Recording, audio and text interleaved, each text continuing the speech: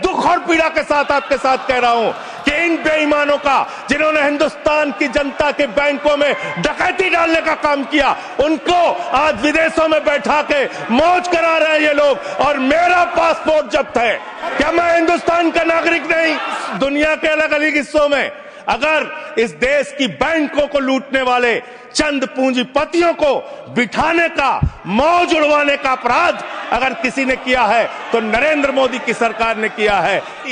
कि हमारे नागरिकों को अमेरिका ने हाथ में हथकड़ी, पैरों में बेड़ी बांध के हिंदुस्तान की धरती पे पहुंचाया, और आपको शर्म नहीं आई।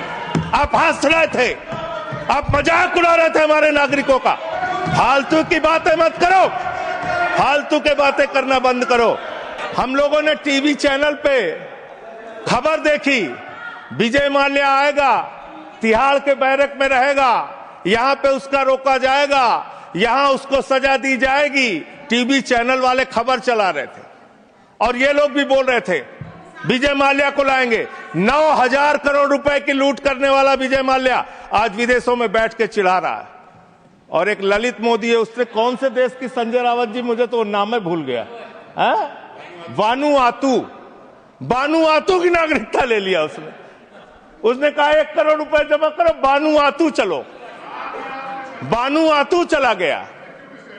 अरे हिंदुस्तान, नितिन संदेशरा 6,000 करोड़ रुपए हिंदुस्तान का लूट के विदेशों में बैठा हुआ है, आपको चिढ़ा रहा है। हिंदुस्तान के डकैत आज विदेशों में बैठ के हमको चिढ़ाने का काम कर रहे हैं। जिन्होंने हमारी बैंकों को लूटा है, जिन्होंने आम आदमी का पैसा लूटा है, वो 20,000 करोड़ की लूट करने वाला नीरव मोदी और मेहुल चौकसी कई वर्षों से हिंदुस्तान छोड़ के बाहर बैठा हुआ है, चिढ़ा रहा है इस देश को। उस डकैत को आप पकड़ के अब तक क्यों नहीं ला पाए? जवाब दीजिए, क्यों नहीं इसका पासपोर्ट जब्त किया आपने? ललित मोदी आपका दोस्त, आपके नेताओं ने उसको भगाया हिंदुस्तान से। 3,000 करोड़ रुपए हिंदुस्तान की बैंकों का लूट के विदेशों में बैठा हुआ है, क्यों नहीं आज तक आप उसको वापस ले पाए?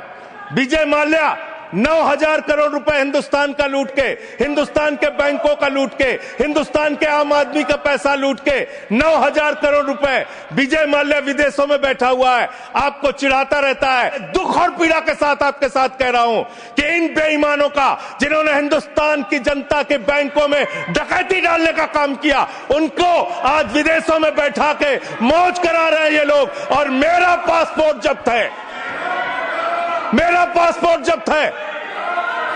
क्या मैं हिंदुस्तान का नागरिक नहीं? क्या मैं इस सर्वोच्च सदन का सदस्य नहीं? मैं मेंबर ऑफ पार्लियामेंट हूं, मेरा पासपोर्ट जब्त है।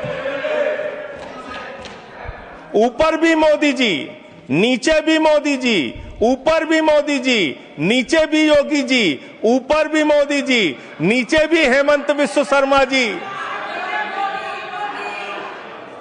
चारों तरफ महामानव की सरकार महोदया, महामानव की सरकार।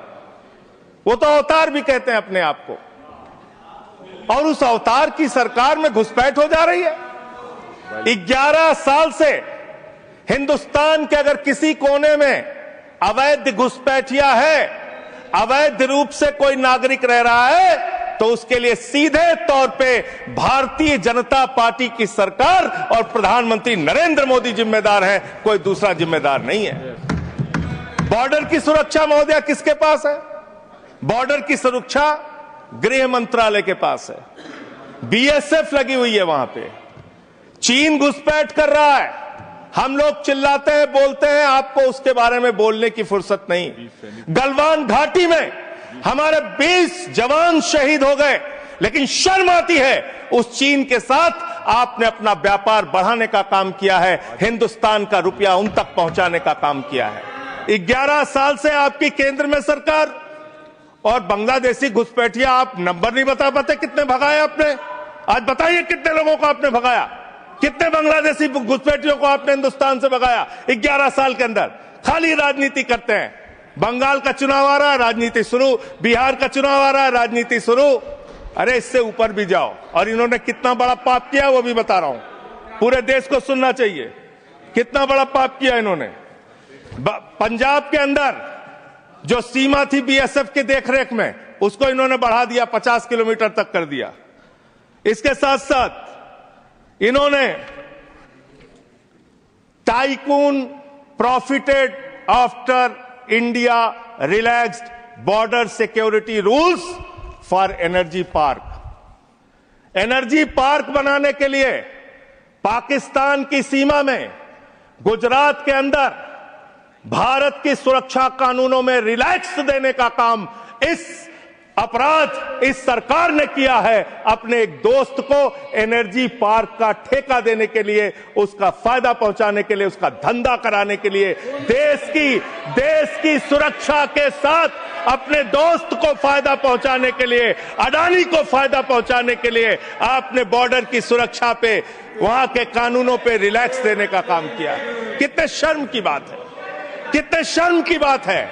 एक दोस्त के लिए देश की सुरक्षा के साथ आप समझौता करते हैं। आप बोलेंगे आप वो लोग हैं जिन्होंने हमारे भारत के नागरिकों का अपमान किया। अमेरिका ने 144 करोड़ की आबादी वाला हिंदुस्तान, दुनिया का सबसे बड़ा लोकतंत्र हिंदुस्तान, दुनिया में भारत की बात जब आती है तो राष्ट्रपिता महात्मा गांधी से हमारी पहचान, भारत की बात जब आती है तो गौतम बुद्ध से हमारी पहचान, बाबा साहब डॉक्टर भीमराव अंबेडकर के संविधान से हमारी पहचान। लेकिन मुझे शर्म आती है कि हमारे नागरिकों को अमेरिका ने हाथ में हथकड़ी, पैरों में बेड़ी बांध के हिंदुस्तान की धरती पे पहुंचाया और आपको शर्म नहीं आई। आप हंस रहे थे, आप मजाक उड़ा रहे थे हमारे नागरिकों का। फालतू की बातें मत करो, फालतू के बातें करना बंद करो। देश के अलग अलग दुनिया के अलग अलग हिस्सों में अगर इस देश की बैंकों को लूटने वाले चंद पूंजीपतियों को बिठाने का, मौज उड़वाने का अपराध अगर किसी ने किया है तो नरेंद्र मोदी की सरकार ने किया है, एनडीए की सरकार ने किया है, आप लोगों ने किया है। आपको बोलने का कोई अधिकार नहीं है। हम राष्ट्रभक्त थे, हैं और रहेंगे। आपसे किसी भी प्रमाण पत्र की जरूरत नहीं है। आप लोगों का इतिहास हिंदुस्तान की आजादी के आंदोलन में गद्दारी का इतिहास रहा है। बहुत बहुत धन्यवाद महोदय।